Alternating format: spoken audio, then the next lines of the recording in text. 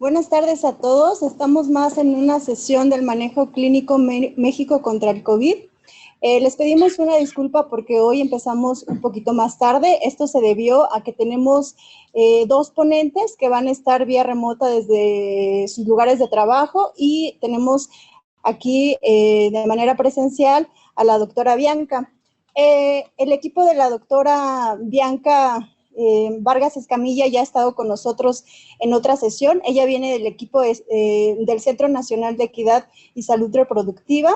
Y para el día de hoy se planeó la presentación de dos temas, incluso a petición de ustedes. Son temas que hemos contemplado según las recomendaciones de los temas que les gustaría seguir escuchando y en los cuales quieren seguir actualizándose. De hecho, tenemos preparado para esta semana este tema, en la siguiente otro tema relacionado y en la última de julio también. Entonces, le voy a dar la palabra a la doctora Bianca Vargas. Ella es directora de atención a la salud materna y perinatal y, como les decía, viene del Centro Nacional de Equidad y Salud Reproductiva. Muchas gracias. Muy buena tarde a todos y todas. Muchas gracias por asistir ya este último día de la semana a esta sesión. Es un gusto para el Centro Nacional de Equidad de Género y Salud Reproductiva seguir colaborando con el INSABI en este programa de capacitación continua que nos parece de suma importancia, abordando los diferentes temas, y en esta ocasión ha sido clave atender a la solicitud que han hecho ustedes de los temas que les son de interés y donde les podríamos aportar desde la organización de estos foros. El día de hoy abordaremos el tema de enfermedad hipertensiva en el embarazo en el contexto de COVID-19. ¿Y no puedo pasar? Sí. Y con el objetivo de contribuir al fortalecimiento de estas estrategias que desde varios años el Centro Nacional de Equidad de Género ha implementado con respecto a la prevención, pero también abordar algunos ejes clave relacionados con la atención de esta patología que constituye una de las principales causas de morbilidad y mortalidad materna en el embarazo, como lo vamos a ver ahora. Muy brevemente, solo contextuar este problema de salud de vital importancia, pues se ha mantenido como la segunda causa de muerte materna directa a lo largo de varios años y más allá de la situación epidemiológica actual.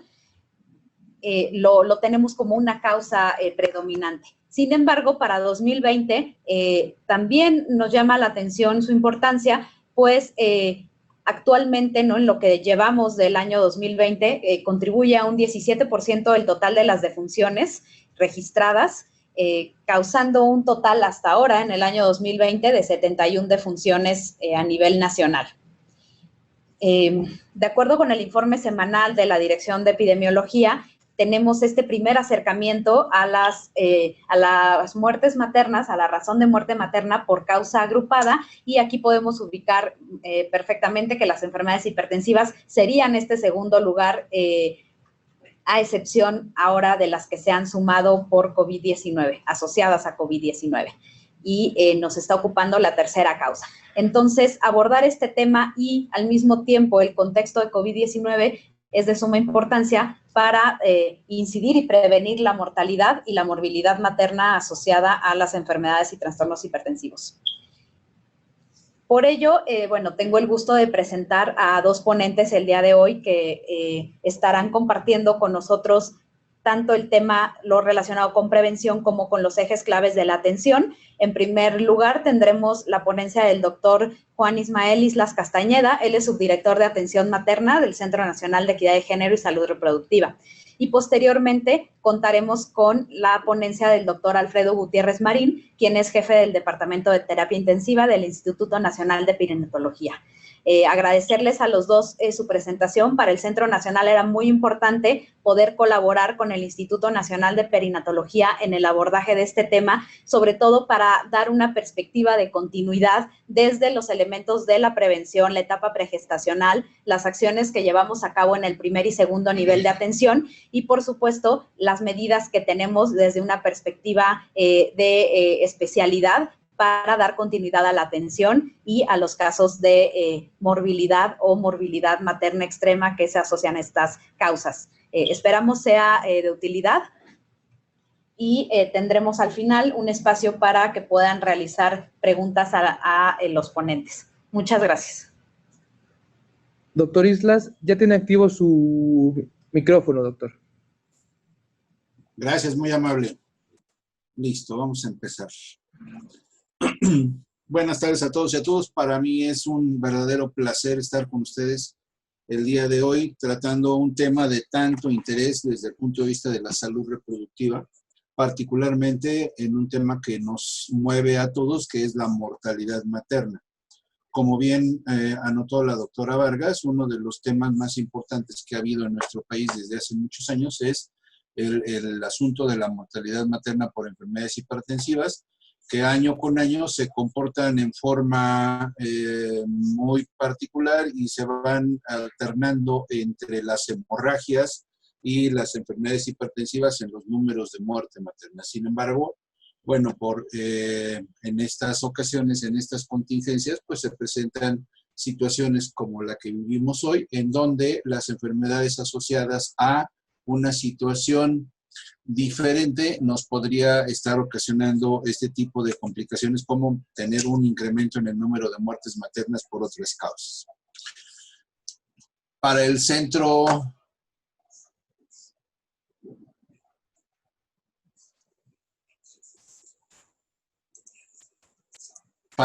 Nacional es indispensable y es necesario entender que todas las mujeres embarazadas con sospecha o diagnóstico confirmado de COVID-19, incluyendo quienes se encuentran en aislamiento domiciliario, deben tener acceso a servicios de salud con calidad. Y esto es una visión del Centro Nacional de Equidad de Género que no va nada más en función de las que tienen una situación actual como la infección por COVID, sino en todas aquellas mujeres deben tener acceso a estos servicios de salud con calidad. Y esta es la filosofía del Centro Nacional de Equidad de Género, y a partir de ahí, dada la contingencia, pues obviamente se refuerza esta situación. ¿Qué es lo que nosotros tendríamos que hacer desde el punto de vista de la prevención de la morbilidad y mortalidad materna por enfermedades hipertensivas? Primero, antes que otra cosa, tenemos que entender que hay un grupo de mujeres con factores de riesgo y de acuerdo a las guías clínicas del NICE y del American College, tenemos dos grupos grandes, los criterios de alto riesgo y los criterios de riesgo moderado. Estos criterios ustedes los conocen y los han manejado durante muchos años. Sin embargo, bueno, la presencia de antecedentes de preeclampsia, enfermedad renal, hipertensión, diabetes, lupus o otras enfermedades de tipo del síndrome de antifosfolípido conforman este grupo particularmente de alto riesgo para la presentación de la enfermedad hipertensiva durante los procesos gestacionales. Y los de riesgo moderado, pues son como los tienen ustedes enlistados en la presentación, que ocurra el primer embarazo en una edad materna de mujeres que de acuerdo a la guía de práctica clínica que consulten la van a encontrar por arriba de los 35 o por arriba de los 40 años, con un índice de masa corporal que va igual de 30 o 35 por arriba de estas dos cifras, con un periodo intergenésico de más de 10 años, con historia familiar de preeclampsia. Es decir, tenemos factores que nos implican que hay un riesgo moderado o un riesgo alto para la presentación de enfermedad hipertensiva. ¿Qué es lo que plantea el Centro Nacional de Equidad de Género? Plantea, por un lado, que nosotros tendríamos que empezar a pensar en la atención pregestacional, y para eso el centro publicó este lineamiento que ustedes tienen en pantalla, en donde se presentan básicamente dos elementos importantes. Punto número uno, la identificación de esta población con factores de riesgo, y que una vez identificada esta población por factores de riesgo, nosotros tendríamos que hacer acciones. Punto número uno, una paciente la voy a identificar en, consulta prenatal, consulta abierta a población abierta, en donde es una mujer con algún factor de riesgo y que yo tengo que identificar. Primero, mujer en edad reproductiva, ¿es usuaria de metodología anticonceptiva, sí o no? Esa metodología anticonceptiva es de larga duración y alta efectividad, sí o no, y a partir de ahí tengo factores de riesgo, de cualquiera de estos factores de riesgo, y entonces tomo acciones. ¿Cuáles son las acciones que nosotros tendríamos que tomar? Punto número 1, retardar el embarazo, es decir, ofertar una asesoría, consejería a mi paciente para decirle que bajo estas condiciones, con estos rasgos que tiene desde el punto de vista fisiológico, patológico o morfológico, puede tener una complicación. Si son factores de riesgo que podemos corregir, entonces intervenimos para corregir los factores. Si son factores de riesgo que podemos atenuar, intervenimos para atenuar el factor de riesgo. Pero de todas formas, la consejería funcionar en relación al retardo del embarazo, lo que nos va a permitir a nosotros es corregir estos factores de riesgo para llevar a la paciente a las mejores condiciones posibles. Y ofertar en ese momento, si es que no lo tiene, el uso de un método anticonceptivo que para nosotros sea de alta efectividad y de preferencia de larga duración para que podamos intervenir y corregir o atenuar estos factores de riesgo y nos permitan entonces llegar al embarazo en las mejores condiciones posibles. ¿Qué le agregamos ahora? La contingencia epidemiológica, que es tomar medidas de aislamiento y protección personal, pero ahora es la no recomendación del embarazo en lo que pasa esta etapa de la contingencia. Una mujer embarazada con COVID, entonces, puede cursar asintomática o tener síntomas leves o llegar a una condición más grave como cualquier otra persona, sobre todo cuando presenta comorbilidades o factores de riesgo, como puede ser todos los que presentamos para la enfermedad hipertensiva asociada al embarazo. Una vez que mi paciente pasó con toda esta etapa, con atención pregestacional o sin atención pregestacional, entonces llega con nosotros ya con un embarazo que puede ser temprano, mediano, tardío. Si llega con un embarazo temprano, entonces podemos identificar los riesgos y particularmente de las 11 a las 14 semanas, para nosotros es un punto crítico en donde tendríamos que buscar los factores de riesgo. Y si tenemos acceso a todos estos, historia clínica, tomar la presión arterial y calcular la presión arterial media, hacer un estudio para el índice de pulsatilidad de la arteria uterina o los factores plasmáticos como el factor de crecimiento placentario o la proteína plasmática, nos van a dar una oportunidad de hacer una identificación de riesgo, nada más. Y todos estos factores, los dos, sobre todo los dos últimos que hemos mencionado, dependen de las características maternas y de los reactivos y por lo tanto tendrían que convertirse a través de un sistema computacional para decirnos qué factor de riesgo tiene con esas cifras y con ese grupo de factores que tiene nuestra paciente. Entonces, para la prevención durante esta etapa, primero, tendríamos que buscar un inicio temprano del control perinatal, de preferencia en el primer trimestre, para poder hacer esta posible batería de estudios en la semana 11-14. Segundo, identificar la frecuencia mayor en pacientes de riesgo. Y tercero, hacer una referencia oportuna, ya sea para completar el diagnóstico o bien para iniciar con los tratamientos preventivos posibles. ¿Qué sugerimos en este momento bajo la contingencia epidemiológica? 1, tomar medidas de aislamiento y protección personal. Y 2, no interrumpir el control perinatal ni espaciarlo. Sabemos que las condiciones epidemiológicas nos hacen que tratemos de evitar la consulta de bajo riesgo. Pero estas mujeres, con todas estas características que hemos descrito, pasan a formar parte del grupo de alto riesgo y a partir de ahí, la recomendación es no interrumpir el control perinatal ni espaciarlo, con todas las medidas sanitarias de protección y de prevención del contagio, pero evitar interrumpir el control o espaciar el control perinatal. Es importante señalar que dado este escenario que hemos manejado y que hemos visto y que hemos presentado, nos encontramos con una presencia de transmisión comunitaria y con todas estas cosas no podemos hablar de un centro de salud, de un hospital libres de COVID. Entonces tenemos que fortalecer las medidas preventivas y tenemos que fortalecer las medidas sanitarias para la mitigación de la infección. Aquí podemos ver en esta tabla que ustedes conocen y han estudiado en los diferentes guías de práctica clínica y en los diferentes documentos que hemos tenido a nuestro alcance, cómo son los diferentes tamizajes y cuál es el mejor tamizaje y cuál es el que se recomienda más. Definitivamente, lo primero que nosotros tendríamos que hacer es identificar factores de riesgo. Punto número 2, tomar la tensión arterial en las condiciones adecuadas, con la metodología adecuada, con la tecnología adecuada y con eso calcular la tensión arterial media. Si tenemos acceso al índice de pulsatilidad, si tenemos acceso a los diferentes estudios serológicos, pues entonces hagámoslos. Pero lo primero y lo más importante es la vista clínica de nuestra paciente, sobre todo en los primeros niveles de atención.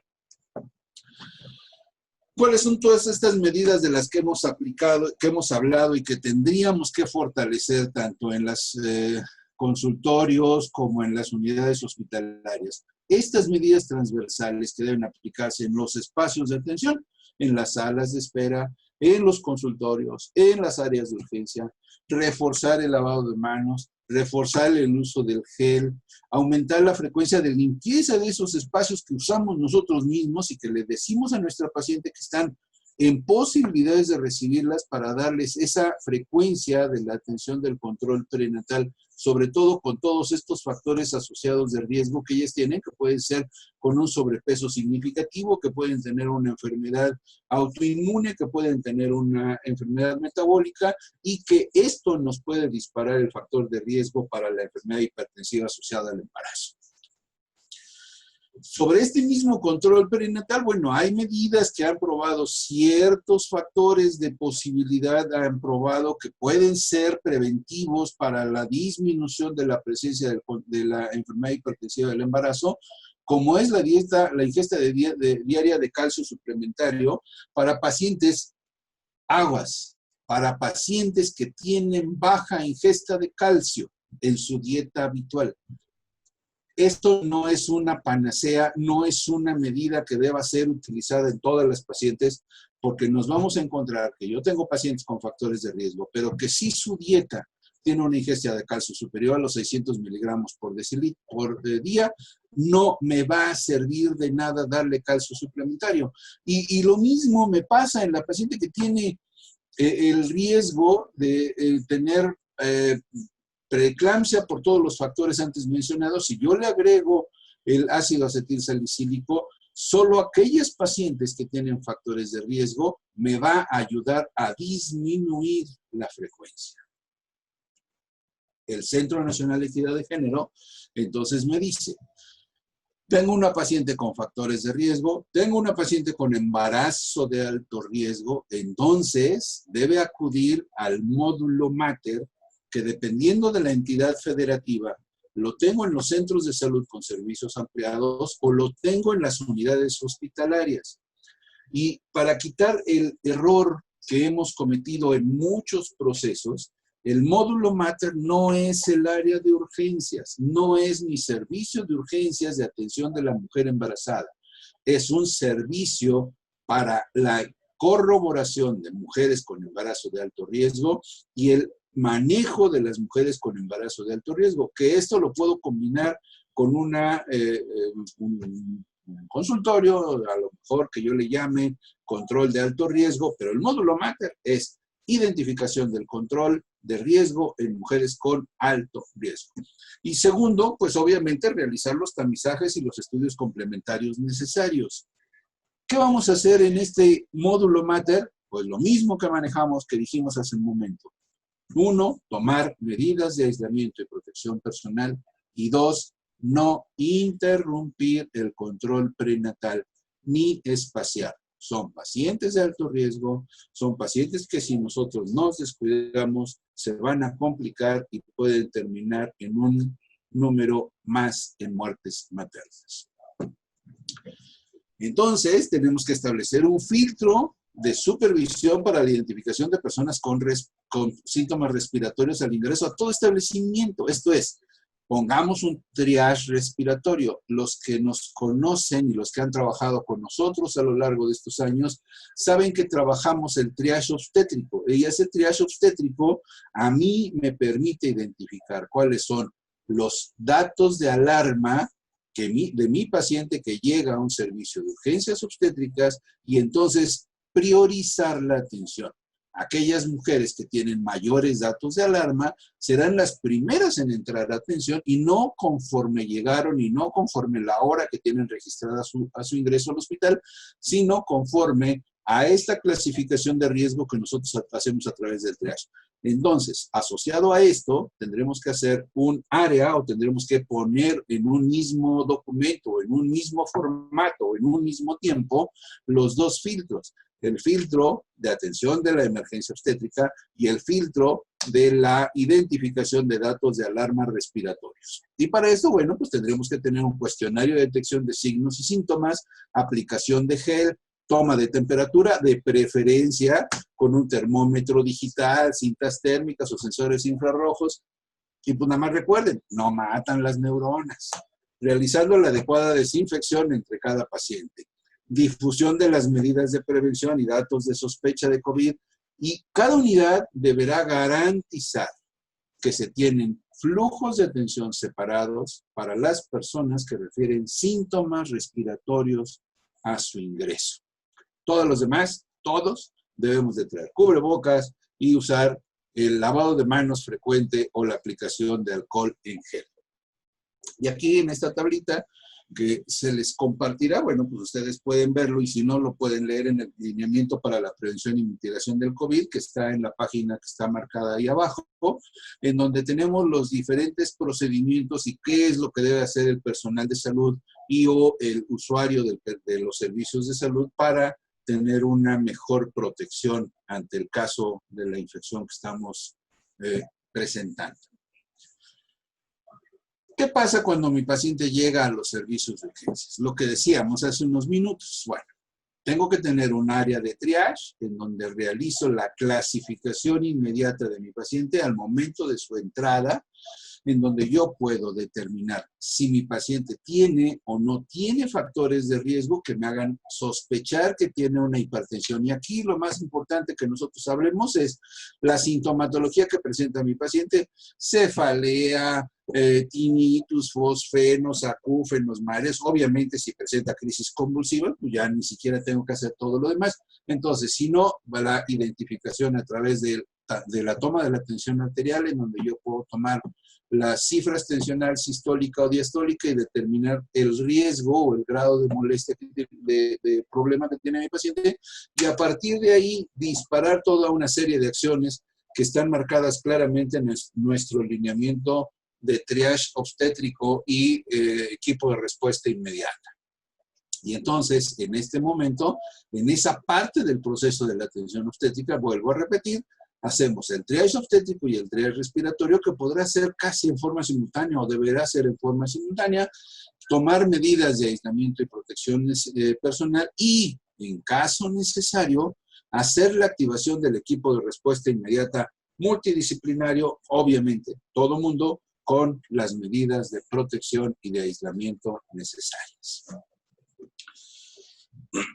Para nosotros es sumamente importante que las unidades hospitalarias, por más pequeñas que sean, deban tener sus equipos de respuesta inmediata, pero las entidades federativas o las jurisdicciones sanitarias deberán tener disponible un equipo de valoración obstétrica y neonatal disponible para llamada, que pueda trasladarse a lo mejor a esta reconversión que hemos tenido de los hospitales, en donde puedo yo tener un hospital reconvertido para COVID, pero que no tenga atención obstétrica y que le llegue una paciente obstétrica, y entonces en ese momento a lo mejor ya no puedo trasladar a la paciente al hospital que sí le puede dar la atención que requiere, y entonces tendré que llevar a ese hospital a un equipo técnico, médico, quirúrgico, gineco, anestesiólogo, etcétera, etcétera, como para resolver el evento obstétrico en el sitio en donde se encuentre la paciente. Para ir cerrando, vamos a hablar de este resumen del manejo de las recomendaciones. Ustedes han leído mucho de recomendaciones y sabrán que tenemos una calidad o una importancia, y entonces lo que nosotros tenemos a través de la bibliografía es, uno, las unidades médicas deben tener protocolos de la ruta obstétrica para el manejo de mujer embarazada con COVID, que ya lo mencionamos, y está en función de la concordancia de todas las guías de práctica clínica locales, federales o internacionales. Y su calidad de esta evidencia, pues es una calidad moderada. No hay todavía los estudios suficientes como para poder tener todos estos protocolos y todos estos procesos en forma claramente medida la evidencia o la calidad de la evidencia. A toda mujer, a toda embarazada que llega a la unidad hospitalaria, que llega al centro de salud, se le debe preguntar sobre el antecedente. Uno, de contacto con casos sospechosos o confirmados de COVID, y dos, sintomatología que tenga la paciente. Y en todo caso, tamizarse en caso de presentar síntomas clínicos. Mujeres sospechosas de infección por COVID deben someterse a exámenes de laboratorio y gabinete independientemente de la edad gestacional. Recordemos, no podemos poner en riesgo la vida de la paciente. Por lo tanto, si la paciente necesita una imagen, un estudio de imagen pulmonar, está por encima del riesgo obstétrico. Se debe concientizar a las embarazadas que sean sospechosas de que lo reporten inmediatamente. Debe ser atendida en centros de salud y en centros COVID por personal que cuente con todos los recursos de aislamiento, de higiene y de todo lo que sabemos que se tiene que tener disponible para otorgarle la atención de la mejor manera. Las embarazadas confirmadas con infección, la revisión en unidades de urgencias obstétricas se debe realizar en una zona de aislamiento. Por eso, el primer punto es el triage, en donde yo hago los dos tipos de triage. Uno, ¿mi paciente tiene una emergencia obstétrica, sí o no? Y dos, ¿mi paciente tiene posibilidades de infección por COVID, sí o no? Y en ese momento conjunto y determino cuál es la mejor ruta para darle la atención en particular. Se debe individualizar el momento de interrupción del embarazo, dejando la vía de resolución por vía abdominal solo por indicación obstétrica. Todas las embarazadas que requieren un procedimiento quirúrgico, de preferencia, lo que está publicado hasta hoy, es manejo de analgesia regional. Solo si la función respiratoria se está deteriorando rápidamente, puede ser más segura la anestesia endotraqueal. Por eso es necesario que haya un equipo multidisciplinario en donde esté involucrado el médico internista o intensivista, el médico anestesiólogo, el ginecobstetra, el equipo de respuesta que le va a dar la atención integral.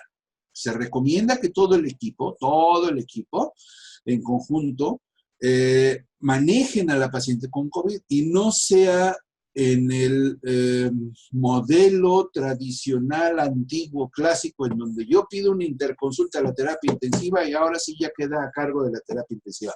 No, es un caso que es común, que es un caso que es para todo el equipo de respuesta inmediata, y el personal de ginecología se tendrá que seguir haciendo presente en la terapia intensiva cuando las condiciones de aislamiento le permitan acceder, o con todas las precauciones que sabemos que tiene que llevar para poder estar cerca de la paciente. Todo el personal que trabaja en el área de obstetricia, todos deben recibir capacitación para el control de la infección por COVID, para evitar que haya estos procesos de me contamino, me infecto y después yo transmito la infección a otro grupo de pacientes. Recordar que para nosotros una herramienta que ha sido fabulosa ha sido la línea materna, el 800 materna, en donde se otorga atención a darle información a la paciente, a su familiar, a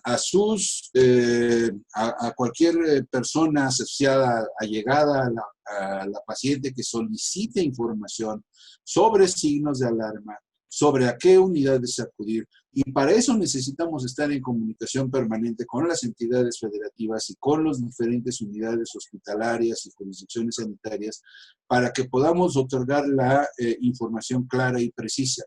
Recordar, la línea materna no es un servicio de emergencias o de urgencias médicas o de urgencias obstétricas. No tenemos la capacidad para decir a qué hospital sí puede acudir porque sí hay lugar. Eso yo no lo conozco, yo no lo sé, y obviamente el personal de la línea materna tampoco.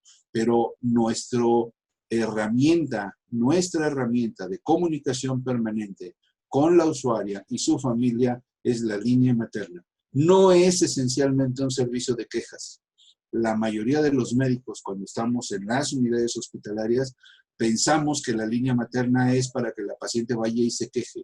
No es su función base, pero a veces se da y a veces la paciente se queja o el familiar se queja por N factores. A partir de ahí, nosotros tomamos otra serie de medidas que nunca son para sancionar. Siempre son para mejorar la calidad de atención a las pacientes obstétricas. Muchísimas gracias. Seguimos a sus órdenes.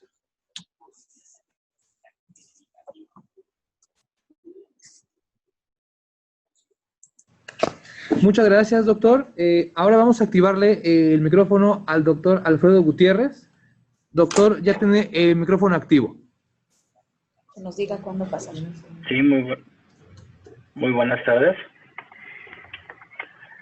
Les agradezco la invitación. Ok, bueno. Pues realmente el doctor Islas ha tocado puntos clave y álgidos. La siguiente, por favor. Declaro no tener conflicto de interés. La siguiente, por favor. Bueno, nada más a manera de historia, recordemos que inicialmente dentro de los trastornos hipertensivos del embarazo, lo primero que se reconoció fue la eclampsia y no fue hasta inicios del siglo XX cuando se propuso la prevención de la misma como parte del cuidado neonatal y perinatal. La siguiente, por favor.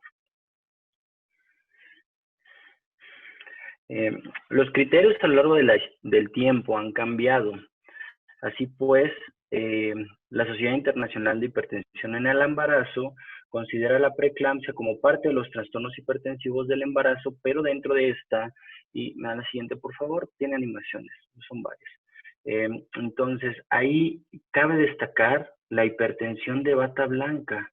La siguiente, siendo esta hasta un 8% de las causantes, las pacientes que se presentan de esta manera como preeclampsia. Así que por tal motivo, la Sociedad Internacional de Hipertensión en el Embarazo considera como parte de los trastornos hipertensivos del embarazo la hipertensión de bata blanca porque esta se puede convertir en preeclampsia. La que sigue.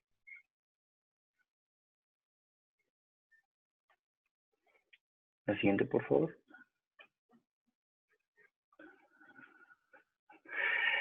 Bueno, recordando las definiciones, pues, consideremos a esta como posterior a la semana 20. No, está bien, la que sigue.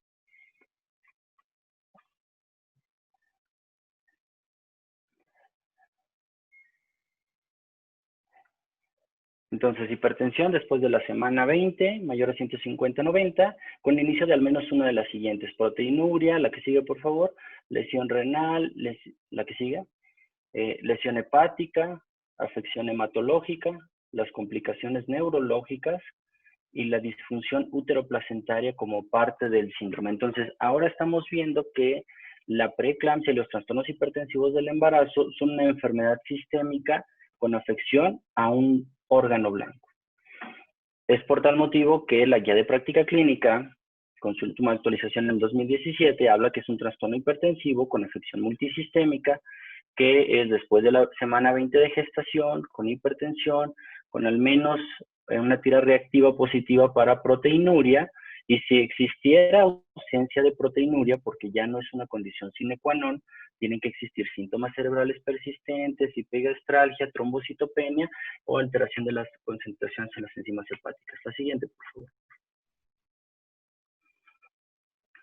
ya se quitó como una característica de severidad de estos trastornos hipertensivos del embarazo, la proteinuria y la restricción del crecimiento fetal. Sin embargo, siguen siendo parte del síndrome. La siguiente. Y bueno, pues sabemos que esta es una patología que afecta a todo el mundo, que es persistente, que afecta del 2 al 8% de todos los embarazos a nivel mundial, que causa el 18% de las muertes maternas en el mundo y que en América Latina causa hasta un cuarto de las muertes maternas. La que sigue, por favor. Como nos habían presentado, hasta la semana 28, el 14 de julio de este año, pues representaba un incremento del 19.1% con respecto a la misma semana epidemiológica del año previo, y que la enfermedad hipertensiva del embarazo era el 17%. La que sigue, por favor. La que sigue. Otra más. Entonces vemos a la enfermedad hipertensiva del embarazo como la tercera causa en la actualidad de mortalidad materna, y ahora tenemos como la tormenta perfecta, ¿no? Porque ahora estando con COVID, vean ustedes como COVID-19, la causa número 1, pero probable COVID-19 como la causa número 4, y la quinta, enfermedades del sistema respiratorio que complican embarazo, parto y puerperio, que pudiera ser también pacientes con COVID. La que sigue, por favor.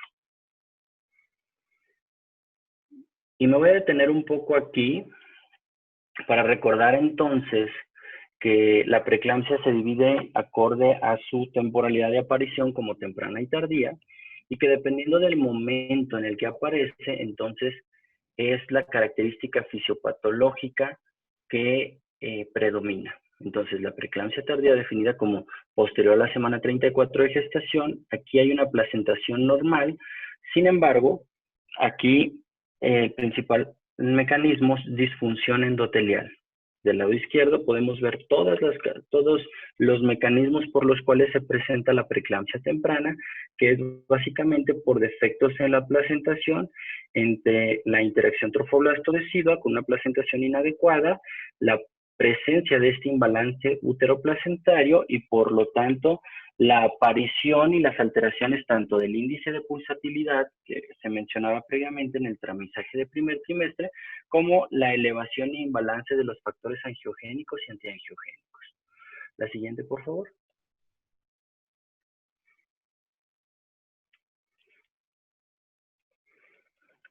Entonces recordemos que si bien un embarazo normoevolutivo tiene inflamación sistémica y estrés oxidativo, si a este le agregamos alteración a nivel de los factores angiogénicos con una reactividad vascular anómala, ¿no es la que sigue?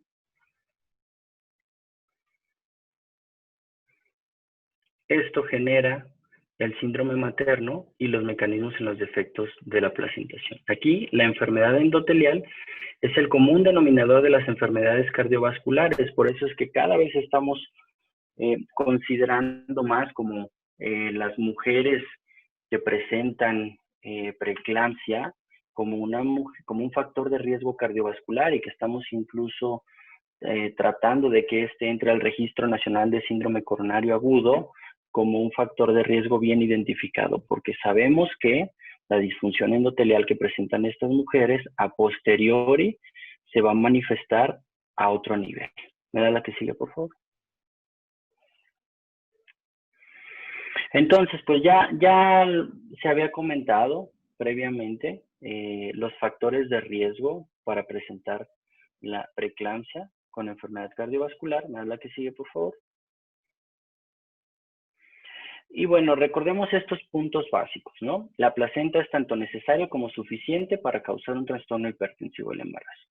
El retiro de la placenta es el único tratamiento, y la preeclampsia en la actualidad es reconocida como un estado antiangiogénico. ¿Me la que sigue, por favor?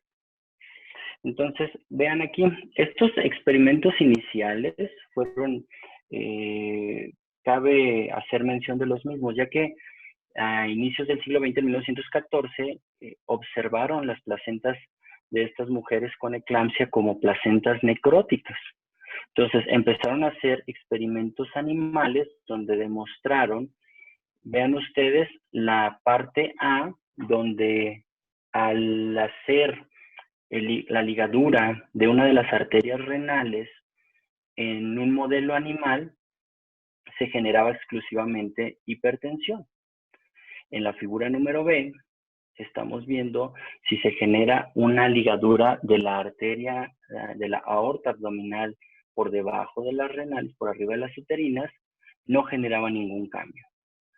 Si a este modelo animal, estando embarazado, se generaba la ligadura de la aorta abdominal por debajo de las renales, se generaba hipertensión.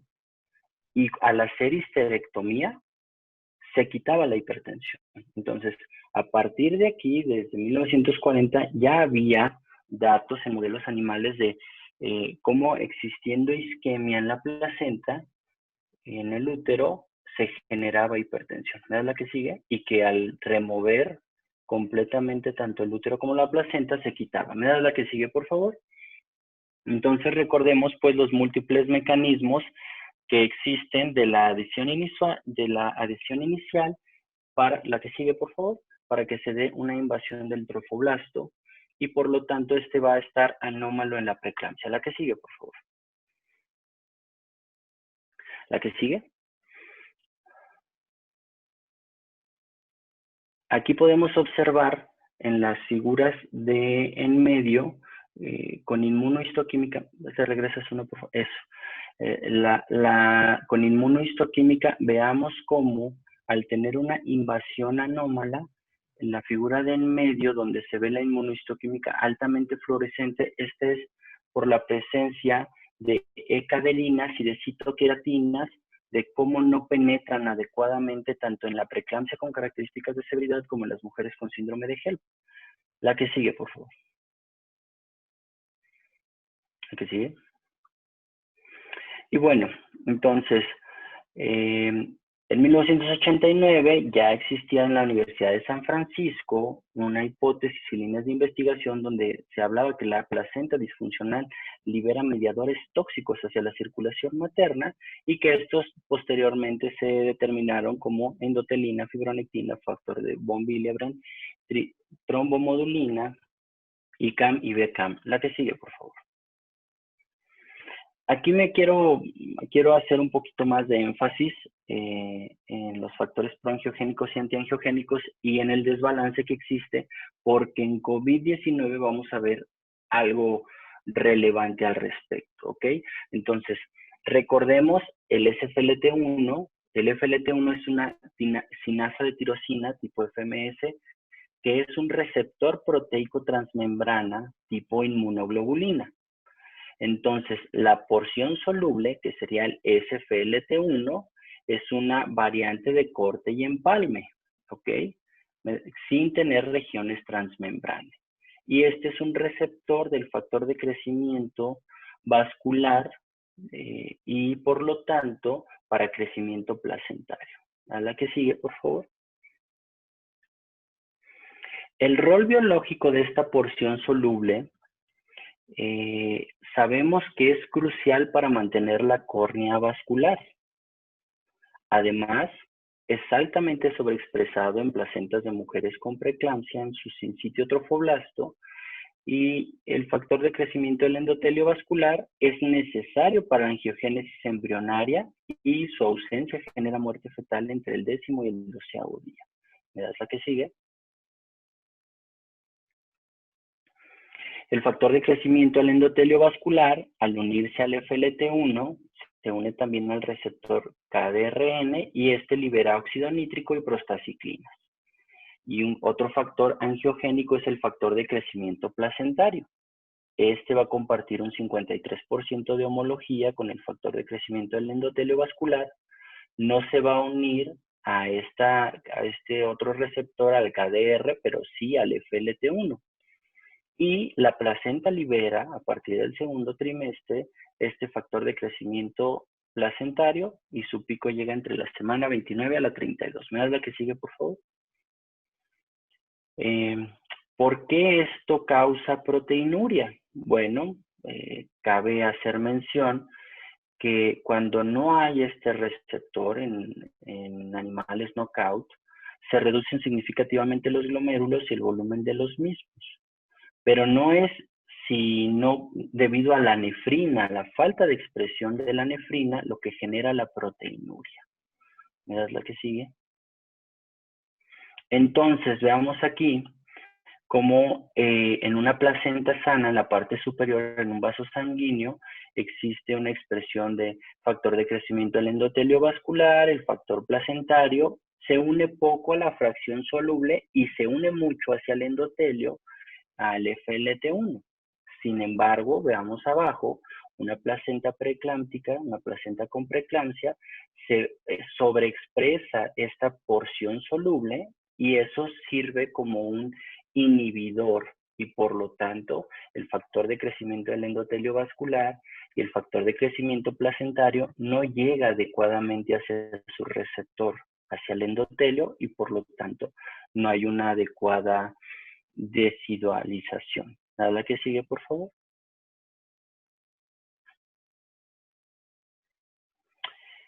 Y bueno, la endoglina es parte del factor de crecimiento transformante beta, es parte de la familia, que son proteínas ubicuas implicadas en la vasculogénesis.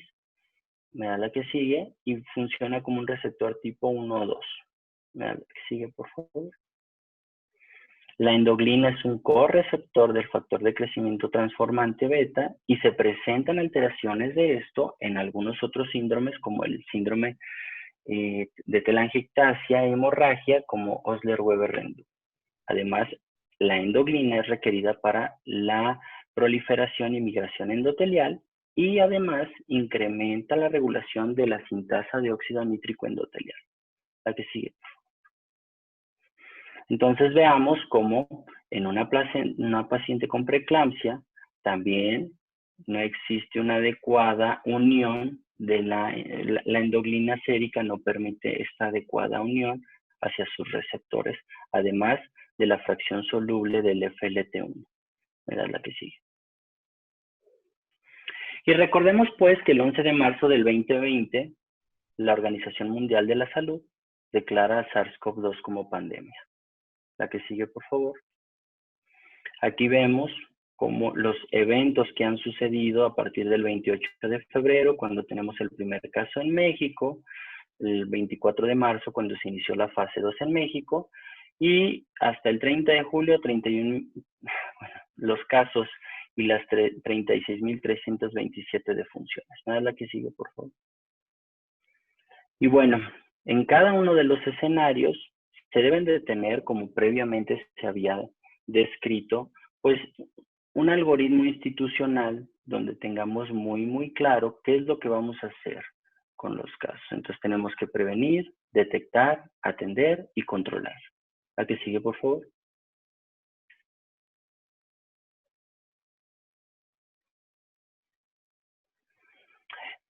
A partir del 29 de enero empezaron a existir reuniones de la Comisión Coordinadora de los Institutos Nacionales, donde se nos recordó que México ya tenía, pues, experiencia en epidemias y pandemias, y la primera recomendación fue traer a la luz y reactivar los protocolos de actuación que se utilizaron ante influenza. Y eso generó, por lo tanto, los protocolos internos de acción hacia la contingencia en caso de nuevos coronavirus. El día 6 de abril, el Instituto Nacional de Perinatología saca su lineamiento técnico para el abordaje de infección por COVID-19 en el periodo perinatal. Y el día 15 de abril, el INDRE nos da luz verde para hacer un laboratorio autorizado para la detección mediante la PCR de transcriptasa reversa de SARS-CoV-2. ¿La que sigue, por favor?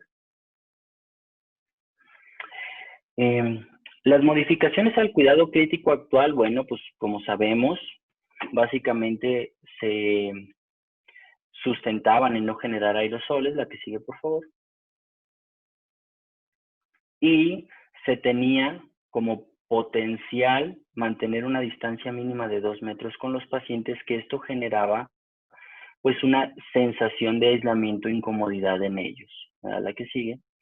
Dentro de la perfectibilidad de estos protocolos, pues se hicieron cambios. Y les voy a comentar el primer caso que tuvimos en el Instituto Nacional de Perinatología. Una mujer de 24 años de edad, su primera gestación, que llegó con datos de síncope, ortostatismo y palpitaciones. Presentó falla cardíaca aguda descompensada, secundaria a una fibrilación auricular de respuesta ventricular rápida con una frecuencia ventricular media de 150 a 180 latidos por minuto.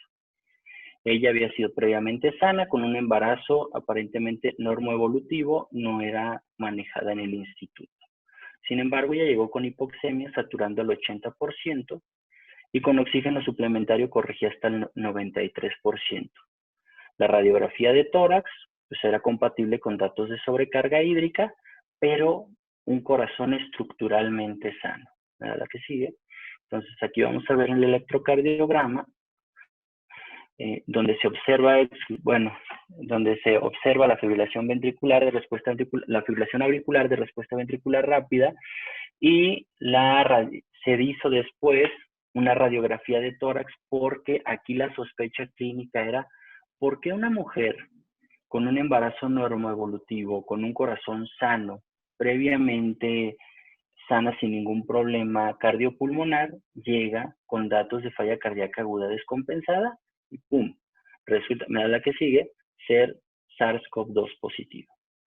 La paciente se encontraba estable, entonces el Instituto Nacional de Perinatología, al ser un hospital materno, no puede ser exclusivamente hospital COVID. Sin embargo, ya se había tenido dentro de nuestro protocolo un área asignada para la atención de estas pacientes y por lo tanto, una vez estabilizada, se fue al área COVID.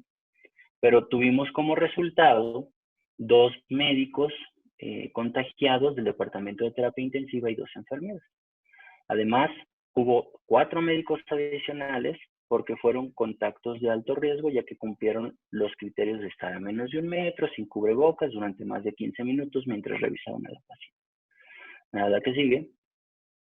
Y por lo tanto, se modifica el protocolo de atención y actuación en la terapia intensiva y en el hospital, donde queda una versión 2.0 y vamos a tratar a toda paciente como potencialmente infectada y por lo tanto se utiliza cubrebocas en la paciente, cubrebocas y careta en el personal.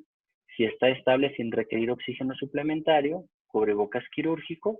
Si requiere oxígeno suplementario, más menos ventilación mecánica, un cubrebocas N95, un respirador N95 más gogles. Precauciones de aislamiento por gotas, si no sabemos el estado de su PCR. Sin resultado de PCR, ingresa a área aislada. Espacio de 1 cama entre cada paciente en caso de contar con poca ocupación, y aún con PCR negativas se quedan precauciones de contacto. La que sigue.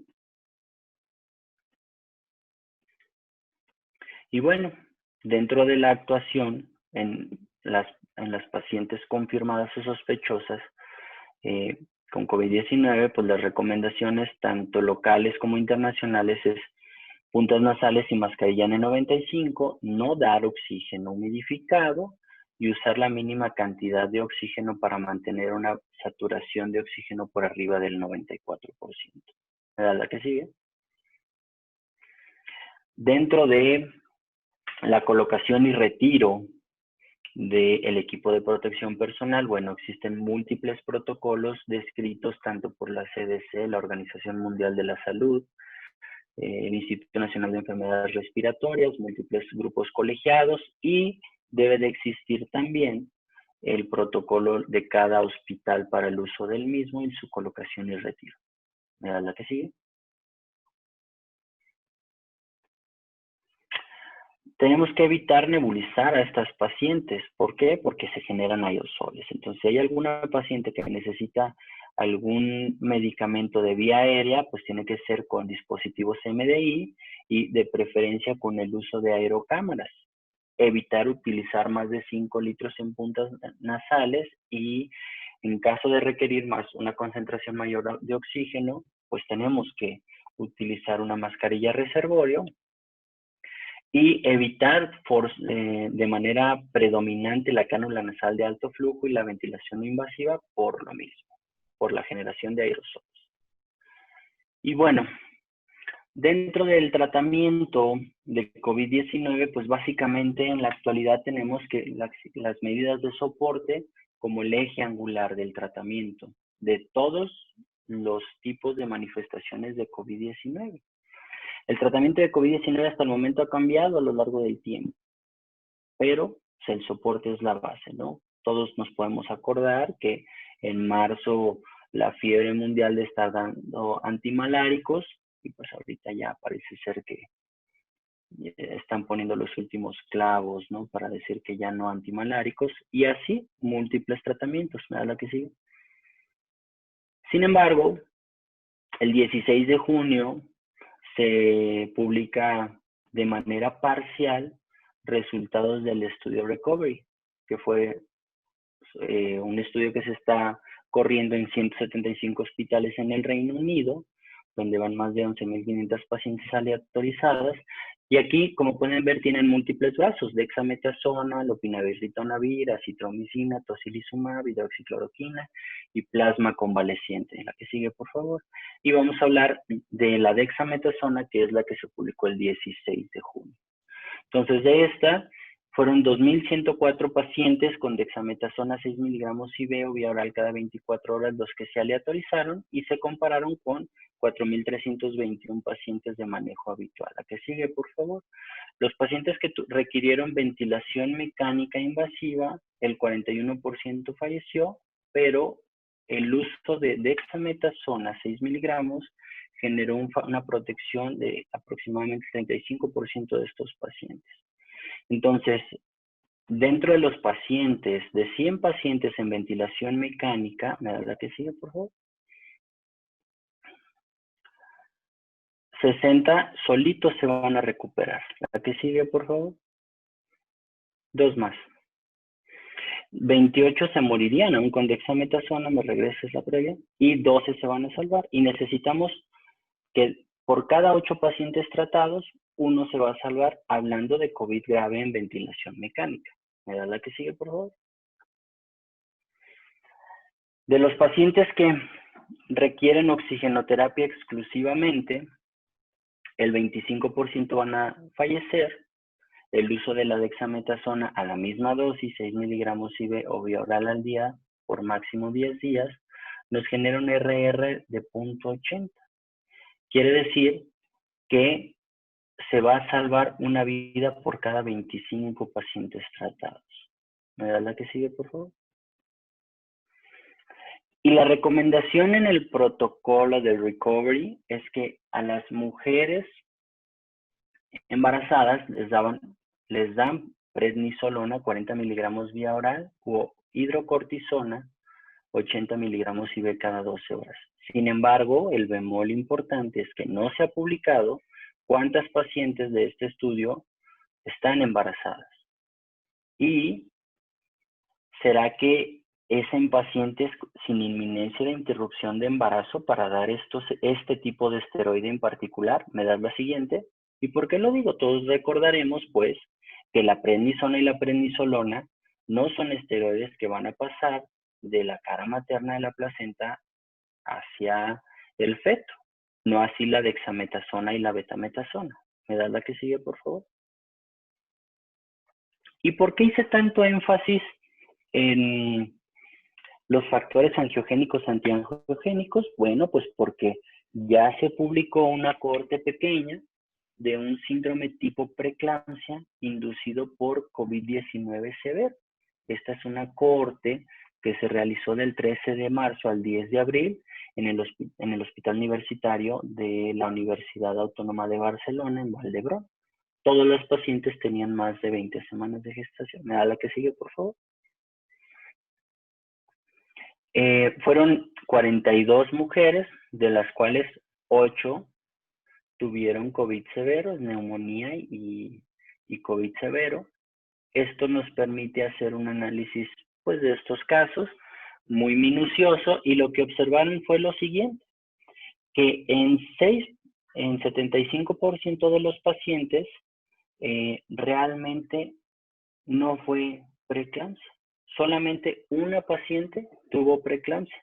¿Y por qué dicen esto? Porque el caso número 3, como ahí está mencionado, Es una paciente que tiene un desbalance de los factores proangiogénicos y antiangiogénicos y tiene alteración del índice de pulsatilidad de las arterias uterinas. ¿Me da la que sigue? Y bueno, recordemos que el síndrome triple preeclampsia se observa en múltiples escenarios clínicos. En toda aquella patología que genere vasoespasmo placentario, activación o destrucción placentaria, trombosis microvascular y disfunción endotelial, como son las patologías que ya habíamos mencionado previamente, las colagenopatías, lupus, SAF, etcétera, ¿no? Y el uso del índice de pulsatividad de las arterias uterinas mayor al percentil 95 y la relación SPLT1, factor de crecimiento placentario, puede ayudar a diferenciar entre COVID severo o preeclampsia. Y es necesario reconocer a este como un imitador de la preeclampsia. ¿Me das la que sigue?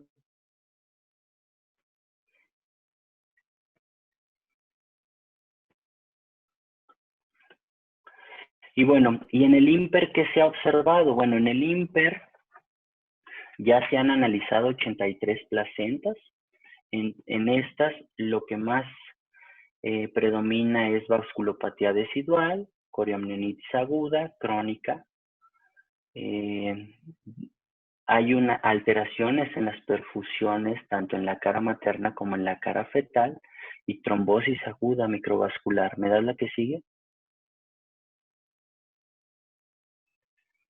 Y miren, aquí podemos observar entonces cómo hay alteraciones en la capa de la muscular, en la placa coriónica con fibrosis obliterativa de la íntima. Además, hay oclusiones vasculares con trombosis y recanalización vascular y infiltrados inflamatorios en la pared vascular sin necrosis fibrinoide. ¿La que sigue?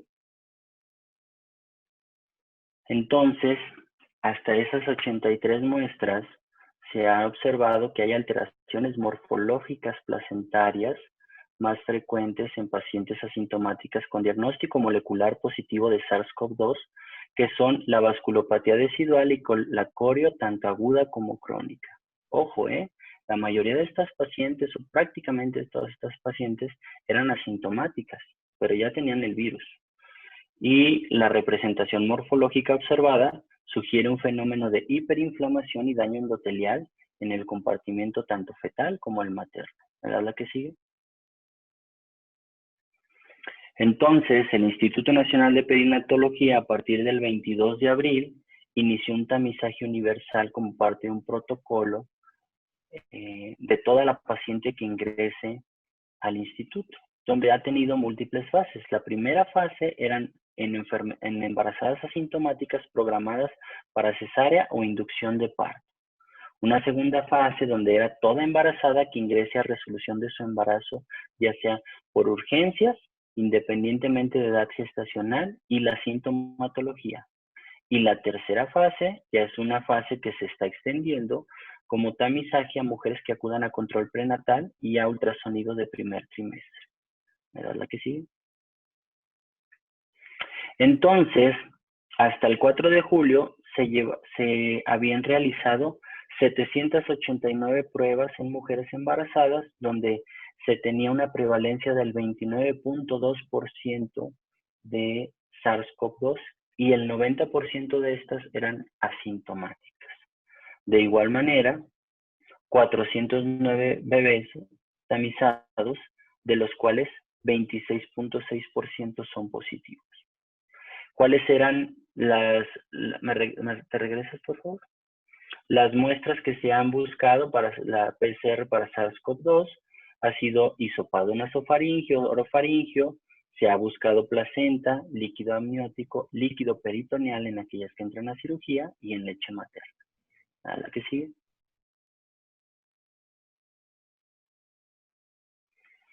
Y bueno, esto lo debemos de dominar todos, ¿no? El triaje obstétrico, la utilidad, pues identificar rápidamente a aquellas pacientes que están en una situación de riesgo vital y nos va a permitir una priorización acorde a la urgencia. ¿Me da la que sigue? Se va a caracterizar en observación, en el interrogatorio y en los signos vitales. El lineamiento técnico que nosotros tenemos es que vamos a utilizar distintos tipos de protección dependiendo de la actividad que estemos realizando.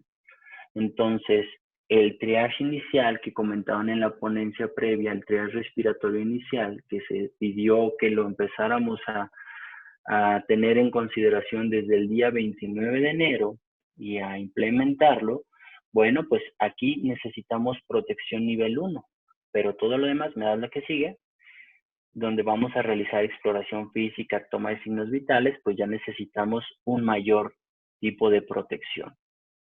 La que sigue, por favor. Y bueno, pues esto ya, la que sigue, parte del tratamiento que realmente no cambia, la que sigue, el tratamiento de la mujer con preeclampsia en SARS-CoV-2 no va a cambiar. Es decir, una vez que identificamos a una mujer que tiene un trastorno hipertensivo del embarazo, los caminos de tratamiento van a ser los mismos, sabiendo que evidentemente no podemos aplicar aquí del todo, aunque nuestra guía de práctica clínica diga que el labetalol tenemos que usarlo, pues todos sabemos que no tenemos intravenoso, ¿no? A la que sigue.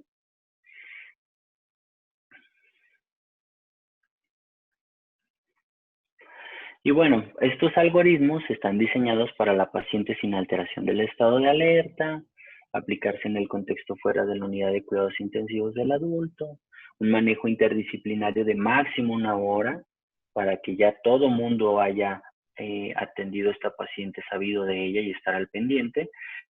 Y fármacos de segunda línea van a ser aquellos fármacos de aplicación de preferentemente en unidades de cuidados intensivos y con monitorización invasiva.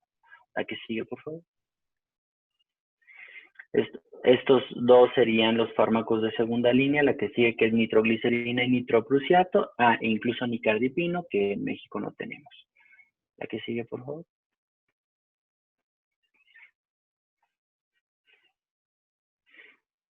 Y bueno, hablar de la manifestación máxima de los trastornos hipertensivos del embarazo, pues es la eclampsia.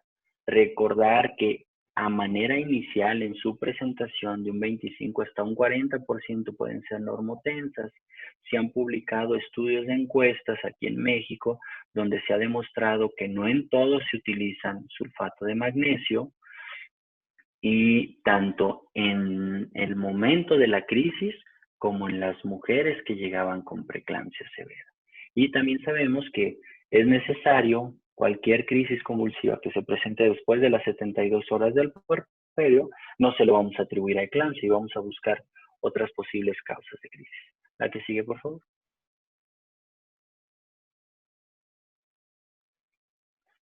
El tratamiento, pues sabemos que en la eclampsia el sulfato de magnesio es la piedra angular, además de el control de la tensión arterial, que teóricamente ya lo habíamos visto en las diapositivas previas de preeclampsia con características de severidad. Y bueno, pues da la impresión de que el esquema más utilizado es el de Sussman, Pritchard y Sibay. La que sigue, por favor.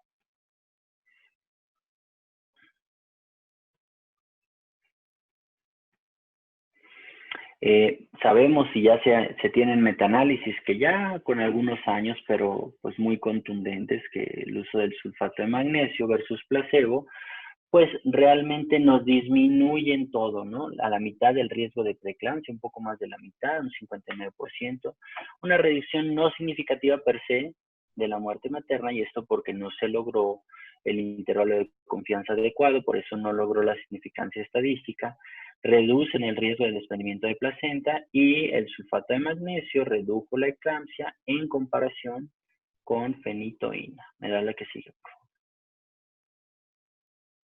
Y bueno, pues nuestro lineamiento nacional dice que en una primera crisis, en un contexto adecuado, la paciente embarazada, pues vamos a dar la dosis de impregnación de sulfato de magnesio, vamos a estar con mantenimiento, y si existe una siguiente dosis, crisis, que ese ya nos toque presenciarla, bueno, pues se va a reimpregnar, y si existe una tercera crisis, entonces ya utilizaríamos una segunda línea. Recordar que en toda paciente que esté teniendo una función renal alterada, es decir, con enfermedad renal en una clasificación de CADIGO G3, hay que reducir la dosis de mantenimiento en lugar de ser 1 gramo por hora hasta 24 horas del posparto a 0.5 gramos por hora. La que sigue.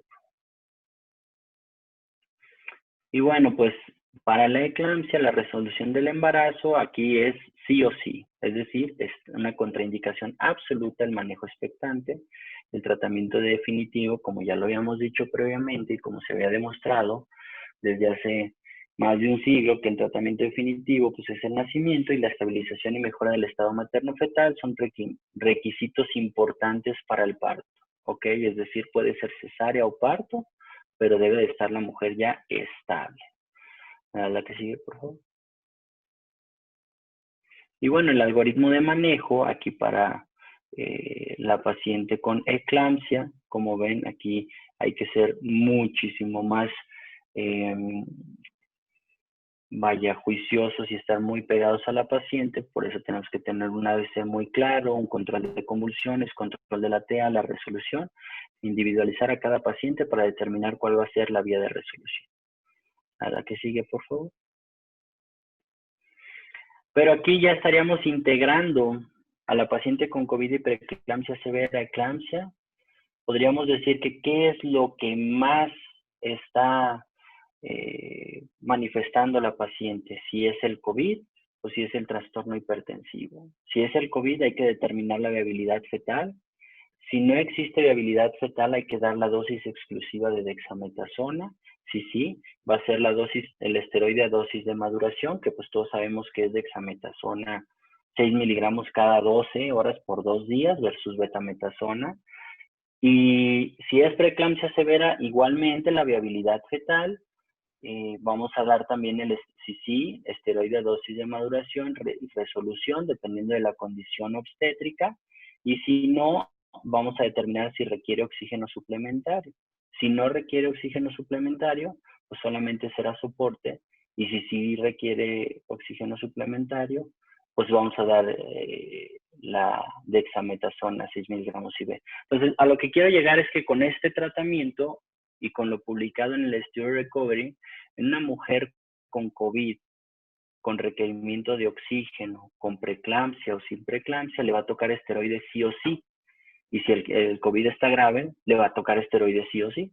Entonces, nada más ser muy juiciosos y no olvidar en continuar el manejo con el esteroide. A la que sigue, por mi parte, bueno, a manera de conclusión, la prioridad será estabilizar la condición materna, la infección por SARS-CoV-2 grave y el daño endotelial y la inmunotrombosis también se presenta en la placenta. Esto hago énfasis porque a todo mundo le queda claro que, o bueno, se ha hecho mucho hincapié en que en el pulmón existe microtrombosis y la activación del sistema inmune exagerada por SARS-CoV-2, que aquí existe el link y por eso la inmunotrombosis es muy clara en el pulmón, pero también se presenta en la placenta. Aunque falta evidencia para reconocerlo como un imitador de placenta, el tiempo no lo dirá. Yo creo que probablemente sí lo va a hacer, como estos fenómenos trombóticos que tenemos a nivel pulmonar. Y el tratamiento no cambia, simplemente recibirán más tiempo de esteroides. Les agradezco mucho la invitación.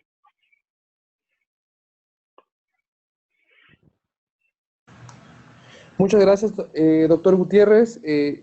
Como saben todos los participantes, estas son sesiones a micrófono abierto, por lo que si gustan expresar alguna pregunta o su opinión acerca de la presentación, pueden hacerlo levantando la mano. Mientras, vamos a comenzar con algunas preguntas que hicieron ustedes en el chat durante estas sesiones. Si quieres, comenzamos, doctor. Muchas gracias, doctor Juan Ismael Castañeda, doctor Alfredo Gutiérrez y doctora Bianca Vargas. La primera pregunta es de Carmen Velázquez. Ella pregunta, en un paciente con enfermedad grave, con COVID, ¿se debe suspender el embarazo? No sé quién nos apoyaría contestando la pregunta. Yo puedo contestar eso. Mira, evidentemente aquí tiene que ser la evaluación interdisciplinaria, ¿no? Estamos hablando de una paciente con enfermedad COVID grave, es una paciente que o está en ventilación mecánica o está cercano a requerirlo. Por lo tanto, ahí se tiene que priorizar y en conjunto determinar si es una necesidad inminente de la interrupción del embarazo. La mayoría de los casos, sí, COVID ha sido un causante en la actualidad de incremento de cesáreas a nivel mundial y de interrupciones en el embarazo de manera temprana. Entonces, en la mayoría de los casos, la conducta normativa será que en un paciente con COVID grave, la condición materna es la que debe de imperar y por lo tanto darle el beneficio a la misma. Muchas gracias, doctor. Aquí tenemos otra pregunta de Secretaría de Salud de Guerrero, que nos pregunta, ante una paciente sospechosa de COVID y la necesidad urgente de operarla, ¿recomiendan algún manejo profiláctico para el personal y para el paciente? Yo también me permito contestar esa. La verdad es que no existe en la actualidad algoritmos de profilaxis para el personal de la salud, no han demostrado utilidad y lo único es que se tiene que utilizar equipo de protección personal full y evidentemente no sería necesario el tratamiento profiláctico de la paciente con COVID porque ya sabe que tiene COVID y como les dije, pues el tratamiento es soporte. ¿Usted quiere comentar algo al respecto? No, es totalmente de acuerdo con lo que expresa el doctor. No tenemos ninguna situación que se haya probado como profilaxis. Más bien, el objetivo es siempre hacer las medidas preventivas para evitar el contagio, que es algo que hemos intentado nosotros presentar desde el inicio en cada uno de los momentos de contacto con la paciente. Y como bien decía el doctor al inicio, hemos aprendido a lo largo de los años, desde hace muchos años. Yo comparo cuando iniciamos a trabajar con VIH, en donde el manejo de un paciente con VIH originalmente era totalmente con medidas preventivas, pero al resto de la población que no conocíamos si era portadora o no era portadora del VIH, la tratábamos sin ninguna precaución. Con el paso de los años aprendimos que deberíamos tratar a todos y a todas las pacientes como si fueran portadores de VIH. No por el riesgo de contagio, sino el riesgo de contagio más el riesgo de transmitirles a ellos alguna infección que pudiera ser fatal, en su caso, por la inmunosupresión. En este momento estamos aprendiendo algo similar. Debemos tratar a todas las pacientes como si fueran portadoras de COVID, porque desconocemos dentro del grupo de las pacientes que llegan con nosotros asintomáticas, quién de ellas tiene un proceso infeccioso. Entonces, cada quien en su nivel, como dijo bien el doctor, tendremos diferentes momentos y diferentes sistemas de protección de acuerdo a cada momento en particular que se haga con la paciente. Pero no hay una medida de profilaxis que podamos establecer con el personal de salud. Muchas gracias, doctor Islas. Aquí tenemos otra pregunta de María del Carmen. Ella pregunta, doctores, en su experiencia, ¿existe transmisión vertical del SARS-CoV-2 o no? Es una pregunta difícil. ¿Sí, doctor? No, adelante. Bueno, la experiencia que hemos tenido en perinato. En perinato, la realidad es que de estas mujeres que estaban siendo positivas, de este 29% de prevalencia del tamizaje universal, el que tengamos tantos bebés nos hizo darle vueltas y vueltas al protocolo. Incluso en algún momento hasta decir, bueno, tal vez el personal de salud está contagiando a los bebés. ¿Por qué estamos teniendo tantos bebés con SARS-CoV-2? Y la realidad es que hasta el momento se ha perfeccionado de tal manera los lugares, etcétera, como yo me atrevería a decir que sí existe, e incluso hay una publicación reciente en Nature donde potencialmente hay afectación a nivel del sistema nervioso central de un caso que está publicado. Sin embargo, la realidad es que existe aún no existe algo contundente para decir, sí lo hay, pero yo sí les puedo decir que al menos lo que nosotros estamos observando es que potencialmente sí puede saber y que es una enfermedad que estamos conociendo, ¿no? Entonces es difícil ser 100% categórico, pero lo que sí les puedo decir es que nosotros al menos nos hemos preguntado por qué tanto bebé está siendo positivo y nos hemos culpado a nosotros mismos en algún punto de decir, bueno, pues hay que perfeccionar y perfeccionar y perfeccionar, y pues no encontramos la manera de decir que no, ¿no? Muchas gracias, doctor Gutiérrez. Doctor Islas, ¿usted tiene algún comentario al respecto?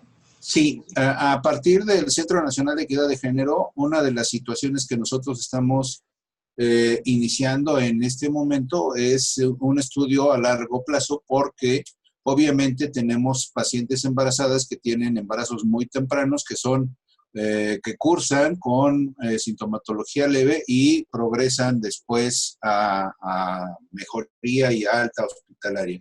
O bien nunca estuvieron hospitalizadas, pero se hizo el diagnóstico de positividad a COVID.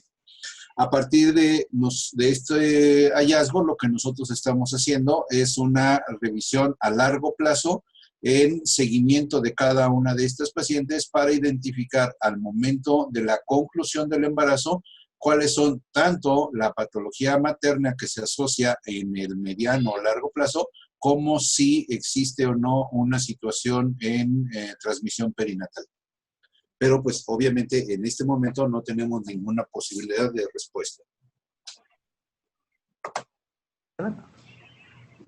Y bueno, aquí también para agregar, desde la perspectiva de salud pública en el Centro Nacional de Equidad de Género hemos manejado, al igual que el Instituto Nacional de Perinatología, estos hallazgos todavía como una posibilidad, pero lo que nos parece de vital importancia en materia de prevención también y del rol de los profesionales de salud en la manera en que comunicamos e informamos a las mujeres, tanto en la etapa pregestacional como gestacional, es el sumo cuidado de esta información y de la manera de orientar adecuadamente, evitando y más bien tratando de responder ante la incertidumbre que esto puede provocar, viendo que el embarazo, por supuesto, que tiene estos componentes biológicos de vital importancia, pero también un componente importante de salud mental, de un incremento también de ansiedad y de situaciones de salud mental que hemos visto a partir de COVID-19.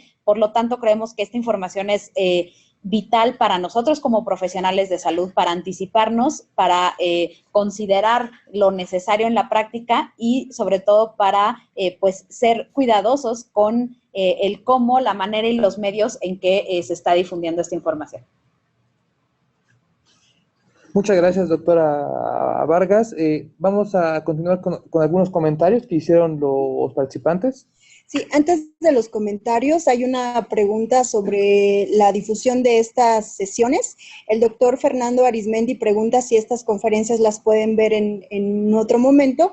La respuesta es que sí. Ahorita en el chat les vamos a pasar el link donde las personas que por alguna razón hoy no pudieron estar en esta capacitación pueden ver estas sesiones, se guardan, se editan, no van saliendo en tiempo real, pero ahorita la verdad es que vamos bastante avanzados en la edición, entonces prácticamente estamos como con una semana de atraso. Entonces, doctor Arismendi, ahí puede revisarlas o compartir el link que ahorita les vamos a pasar por el chat. En cuanto a los comentarios, tenemos varios de Olga Salvatierra, excelentes ponencias, muy útiles para los que estamos en tococirugía. Felicidades a ambos. Gracias, excelente ponencia. Muy buena ponencia. Gracias por las ponencias, fueron muy interesantes. Gracias por compartir. Y también incluso nos dicen que ojalá que los dos ponentes que estuvieron hoy puedan participar en otro momento con nosotros. Entonces, bueno, pues la invitación está abierta para los dos ponentes y también para el Centro Nacional de Equidad y Género para seguir compartiendo con nosotros. ¿Alguien que tenga alguna otra pregunta para los ponentes?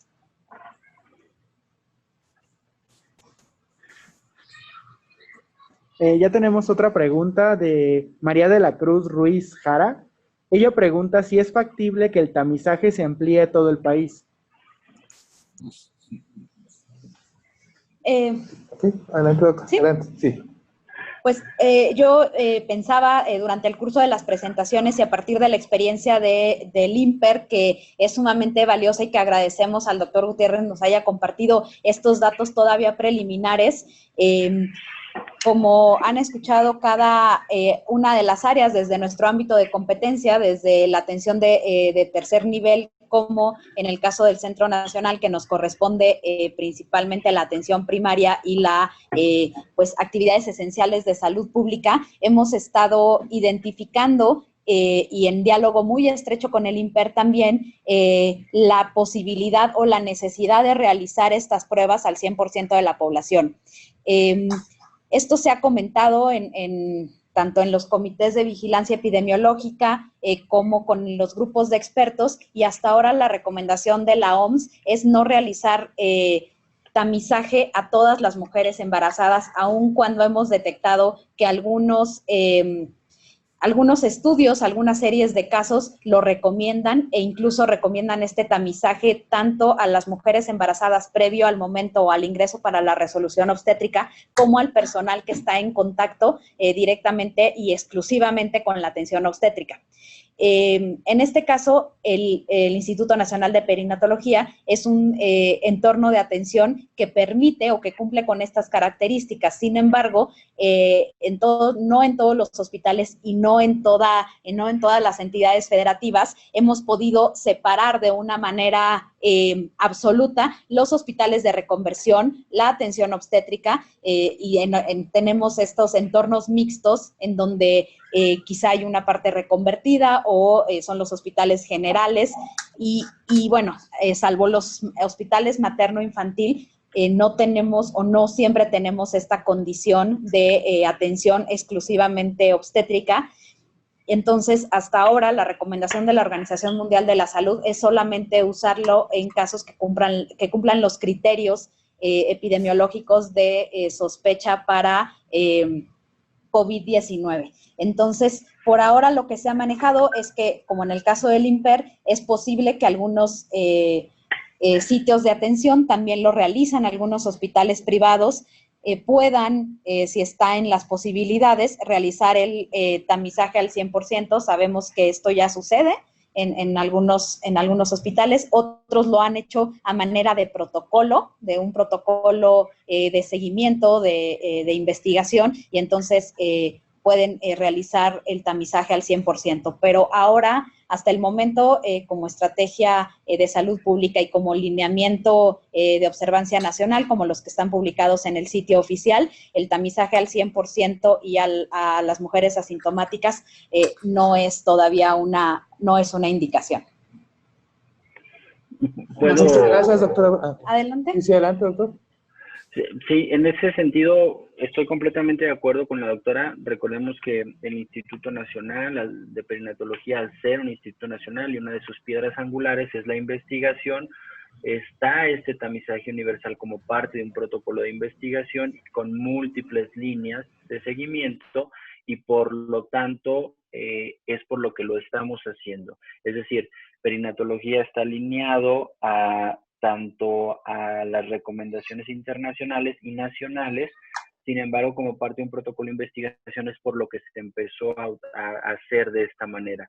Entonces, no es factible realizarlo así en todos los centros de atención obstétrica. Sin embargo, lo que sí es adecuado es considerar a todas como potencialmente infectadas y por ende tomar todas las precauciones necesarias tanto con un filtro respiratorio, la búsqueda intencionada y no solamente esperar que las pacientes lleguen con la sintomatología, sino preguntarlo de manera dirigida, tanto los casos de contacto como la sintomatología. Muchas gracias, doctor Gutiérrez. Aquí tenemos otra pregunta de Alma. Ella pregunta que si ha habido transmisión por lactancia materna. Si quiere, comenzamos con usted, doctor Islas, ahora. Nosotros no tenemos registro de transmisión en lactancia materna. De hecho, lo que nosotros hacemos ahora es investigar justamente toda esta parte, pero yo tenga conocimiento, a nivel nacional no tenemos un solo caso que nos haya sido reportado como transmisión positiva a partir de la lactancia materna. Muchas gracias, doctor. Doctor Gutiérrez, ¿algo que quiera comentar al respecto? Completamente de acuerdo con el doctor Islas. No hay reportes como tales de eso. E incluso nuestro lineamiento técnico en el instituto es que se promueve la lactancia. Es decir, hasta el momento no hay alguna contraindicación de darla, ni mucho menos. Dentro de nuestro lineamiento está también que si la condición materna es de suma gravedad como para que no se dé, bueno, esa es otra cosa, ¿no? Pero, es decir, se da la lactancia materna y estamos a favor de la misma. Muchas gracias a los dos, al doctor Juan Ismael y al doctor Alfredo Gutiérrez. De hecho, queremos comentarles a la audiencia que justamente también se está preparando una presentación, una sesión con componentes específicamente sobre el tema de la lactancia materna. También en esa ocasión nos acompañará el equipo del Centro Nacional de Equidad y Salud Reproductiva. Entonces, pues esta pregunta justo nos servirá para retomarla en otro momento. No nos queda más que agradecerles muchísimo la participación a los dos ponentes que estuvieron de manera remota y a la doctora Bianca por su valiosa colaboración. De hecho, los comentarios pues siguen siendo bastantes en donde los felicitan y les agradecen justo por compartir esta información que pues día a día los está actualizando. Entonces, si los dos doctores, el doctor Juan Ismael o el doctor Alfredo, quisieran decir algo antes de cerrar, pues no sé si quieran comentar algo para cerrar la sesión. De mi parte, nada más agradecer tanto al INSABI como a la doctora Vargas la invitación a participar en este curso y a todos los asistentes, pues muchísimas gracias por su atención y por sus comentarios. Gracias. Muchas gracias. Doctor Alfredo Gutiérrez, ¿algo que quiera comentar antes de cerrar? Sí, al igual que el doctor Juan, agradecer tanto al comité organizador como a la audiencia y recordar que estamos en un momento en el que debemos de cuidarnos. Ese es el reto. Cuidar tanto a los pacientes, no tenerles miedo, no dejarlos abandonados, no a mucha distancia, estar con ellos, pero con la adecuada protección y listo. Y conforme va cambiando la información, pues hay que estar al pendiente de la misma, pero realmente es una condición que no nos puede generar una brecha entre el médico y el paciente, al contrario. Muchas gracias, doctor Alfredo, por su comentario. Doctora Bianca, ¿algo que quiera comentar antes de cerrar? Bueno, finalmente agradecer también tanto a los ponentes el aceptar esta invitación, al INSABI por acercarse al Centro Nacional para coordinar estas sesiones y a todas y todos ustedes por estar presentes en esta sesión. Como ya bien lo comentaron, nos parece muy importante que frente a la emergencia sanitaria y todas las estrategias que han surgido para hacer frente a esta epidemia, esta pandemia, los servicios de salud reproductiva, la atención obstétrica de bajo riesgo y la atención oportuna de las complicaciones y emergencias obstétricas continúan siendo servicios esenciales y es fundamental que implementemos los mecanismos necesarios desde esta estrategia de capacitación como todas las intervenciones, organización, seguimiento, vigilancia y análisis que podemos realizar en los servicios de salud, en las entidades federativas, para poder dar continuidad a estos servicios y garantizar la atención oportuna y de calidad, ¿no?, a todas las pacientes. Muchas gracias. Pues les agradecemos a todos por habernos acompañado, por estar aquí presentes y entonces cerramos esta sesión y nos vemos la próxima semana con un nuevo tema. Que tengan buena tarde. Hasta pronto. Gracias, doctores. Gracias.